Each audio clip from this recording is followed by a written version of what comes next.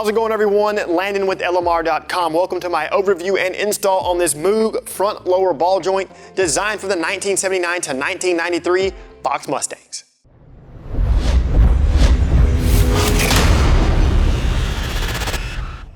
Common symptoms of a bad or failing ball joint include clunking noises, excessive vibration from the front of your car, and you may notice it wanting to veer left or right unintentionally.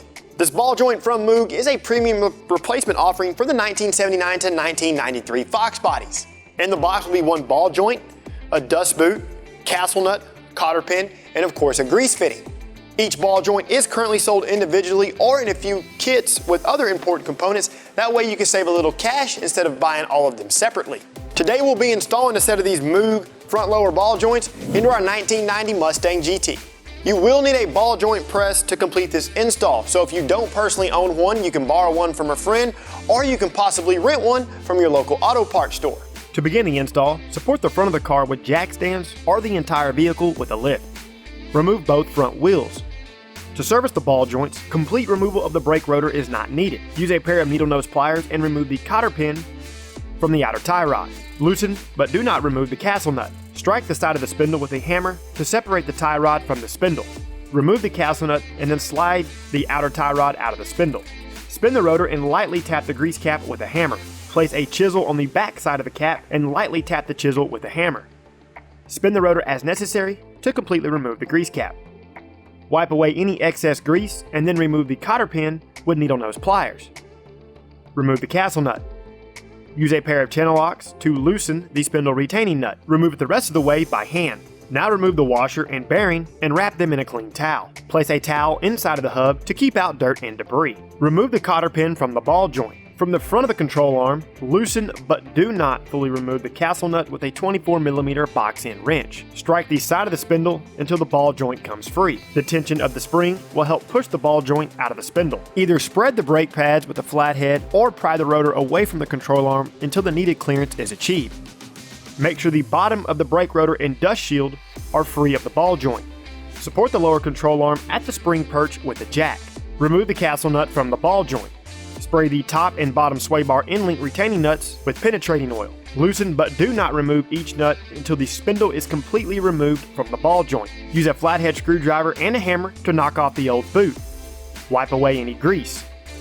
Spray the ball joint with penetrating oil. Use the correct size cup and disc underneath the ball joint. Place the C-clamp over the tapered stud on the ball joint. Run up the screw until it touches the disc. Use the correct socket and large socket wrench to turn the screw so that it presses the ball joint out of the control arm. Disassemble the tool and then remove the ball joint. Take this time to clean the control arm. Use the appropriate diameter disc on the bottom of the ball joint. Install it into the control arm and then position the correct cup in another disc on top of the cup. Position the C-clamp in the same orientation as you did when you removed the ball joint. Run up the screw and ensure that the ball joint is even within the opening in the control arm. Use the same socket and socket wrench to turn the screw. Press the ball joint until the flange bottoms out on the bottom of the control arm. Now you can disassemble your tool. Use a small drift and insert it into the hole in the ball joint. Turn the ball joint so that the hole is orientated front to back. This will help with installing the cotter pin. Position the spindle over the ball joint and then jack up on the control arm.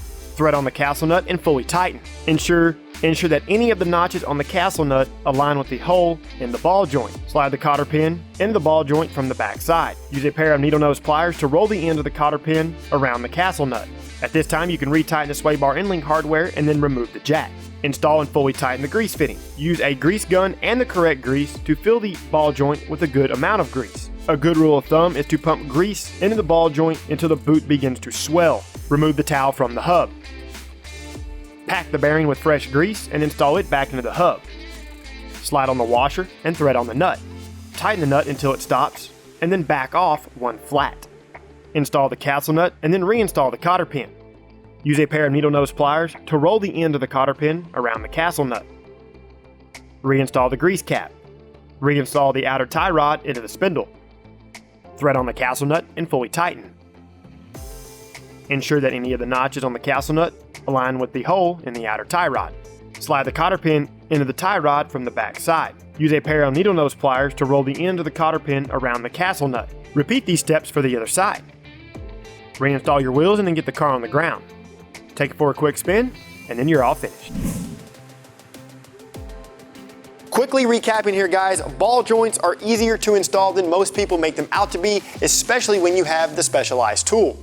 Now, since this moved ball joint is greasable, I would recommend inspecting them every time you change your car's oil, and of course, add additional grease as it's needed. One small fitment note before I turn you guys loose is that this ball joint will not fit the SVO models. To see more how-to and review videos covering industry-leading products, be sure and subscribe to our YouTube channel. Like this video and don't forget to turn on notifications. While you're at it, check out our other videos and don't forget to shop lmr.com for all things 1979 to present Mustang and SVT Lightning.